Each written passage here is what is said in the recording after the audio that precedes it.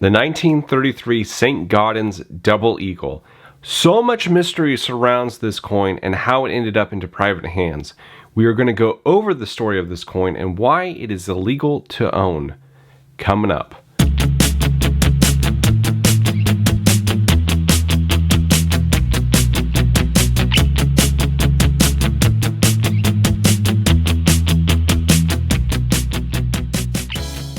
Hey everyone, welcome to Campbell's Coins. This is a really fascinating story, one that has been told quite a bit. Unfortunately, all the different tellings of this tale are all slightly different, so it took some effort for me to come up with some consistent information. I might have something wrong here, and if I do, my apologies if that is incorrect, but this is the most legitimate information that I could find on the story. The info I'm going to go over within this story is coming from U.S. Mint legal counsel, from auctioneers, and I find it interesting that the story still changes from these sources. I'm going to go over some inconsistencies to the official story as well. It doesn't really add up all at the end of this video, so stay tuned for that. For those of you who do not know, the United States used to mint gold and silver coins. It was our money. Silver up until 1965 and gold up until 1933. In 1933, President Roosevelt issued Executive Order 6102, banning private ownership of gold in the United States. What this meant was you had to turn in your gold money, whether it was gold coins, gold bullion, or gold certificates, in exchange for this paper currency. This order excluded gold jewelry and collectible coins. Many people followed the president's orders and turned in their gold for paper currency. It was looked at as patriotic duty to help out the nation. However, shortly after the deadline to turn in your gold, Roosevelt changed the price of gold from $20 an ounce and raised it to $35 an ounce, effectively robbing people of 43% of their wealth overnight.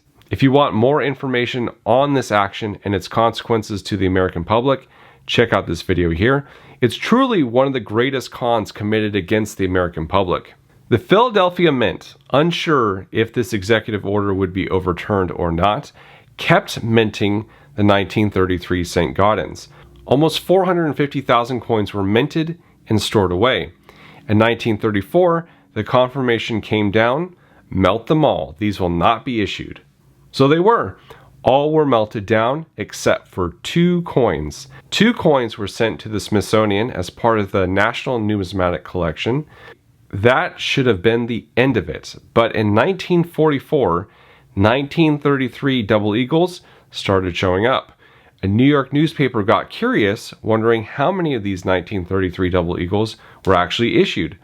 The Treasury Department responded saying, "None. These were all melted down." The New York newspaper replied, "That's curious because we have some up for auction here in town."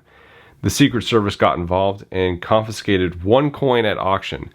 They compared it to the ones in the Smithsonian and found that they were authentic, being minted with the same die. This led to a very lengthy and detailed investigation where they discovered that there was a theft in 1933 or 34. It is believed a U.S. Mint employee by the name of George McCann grabbed an unknown number of 1933 St. Gaudens Double Eagles and smuggled them out of the mint. The mint knows he had access to an assay bag which contained 25 of these coins. How was this not discovered at the time of melting, when such detailed records of the number of coins and the amount of gold was known?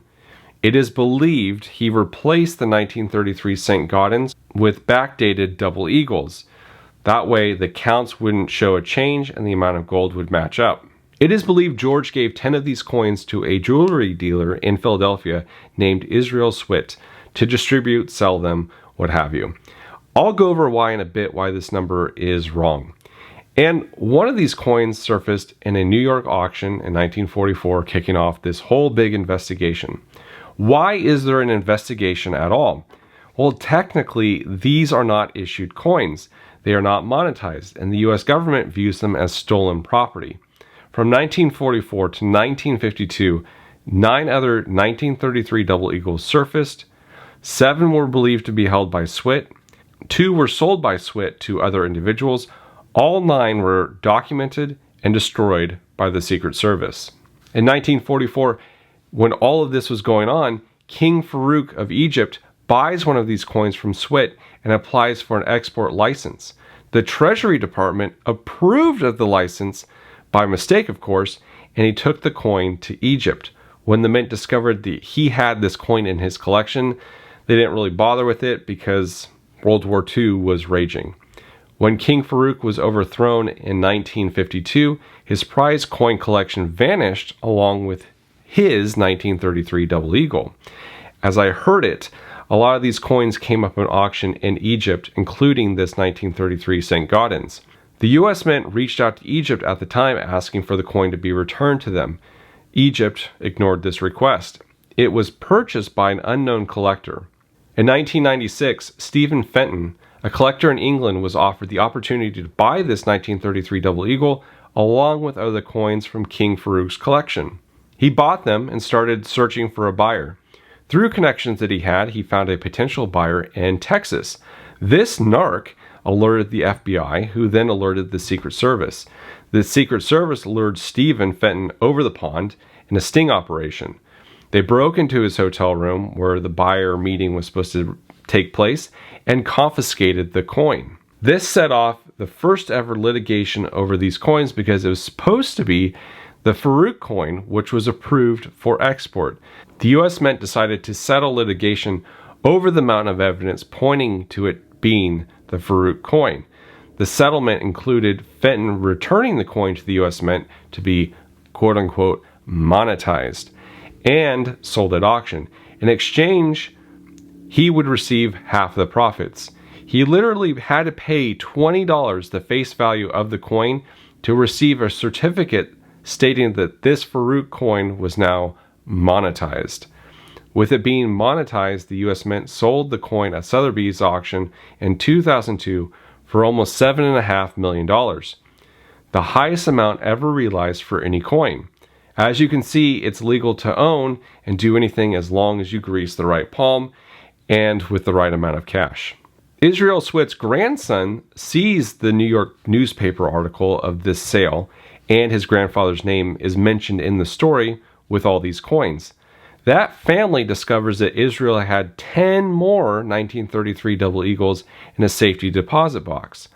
They stupidly reported it and were in litigation with the United States government for many years. The government prevailed in 2011, and these 10 1933 Double Eagles were confiscated and locked up in Fort Knox. There are a couple of things you might have noticed that don't really make a whole lot of sense that I found competing information on. How is it the Treasury Department allowed the export license for this 1933 Double Eagle to King Farouk, at the same time throwing a stink over one found in an auction house? Sure, errors are made, but bribes were probably paid. Also, I heard a story of 9 coins being confiscated from Israel Swit in 1944, documented and then melted down. But there's also a story of his grandson finding 10 more 1933 Double Eagles in a safety deposit box in the 2000s. Maybe Israel Swit had all 20, but only 9 were taken in the 40s and the rest remained hidden. The inconsistency in the story is what I found so fascinating when I was looking into all this. Out of the 1933 St. Gaudens Double Eagles out there, only one is legal to own, the King Farouk coin. Since the Treasury Department gave the okay to export it in the 40s, it is difficult to tell others they can't own it. It remains to be the only 1933 Double Eagle to be monetized by the US Mint. The coin is graded by PCGS as MS65 and CACT, with a certificate showing it is monetized and authentic. This coin was just sold in 2021 to another private dealer for $18.5 million, a record amount for any coin. I gotta tell you, there were some really revealing things about the US government getting involved as much as it did in recovering and the litigation of these gold coins. First off, the United States government has no problem wasting trillions of dollars, whether on pointless wars or leaving billions of dollars of equipment to an enemy. But if you steal 25 gold coins, they will hunt you down for nearly a century. It really shows the power of gold. I don't know how else to explain the logic here. Were you keeping count during this whole thing? I know I was throwing out a lot of numbers. It appears 20 were sold to Israel Swit back in the 30s, not 10. Swit sold 10 of these and kept 10. This leaves roughly 5 coins unaccounted for, assuming George McCann took all 25 from the assay bag. We really don't know how many are out there. If you find one of these 1933 St. Gaudens Double Eagles, whether from a relative's collection or for some other means, I'll tell you what you should do. I would shut the History has shown us the government will take it from you. Your time is your most precious asset, and I appreciate you spending it with me. If you're interested in other topics like this one, check out the other videos I have on my channel. Thank you all for watching. This is Campbell's Coins, and that is my 2 cents.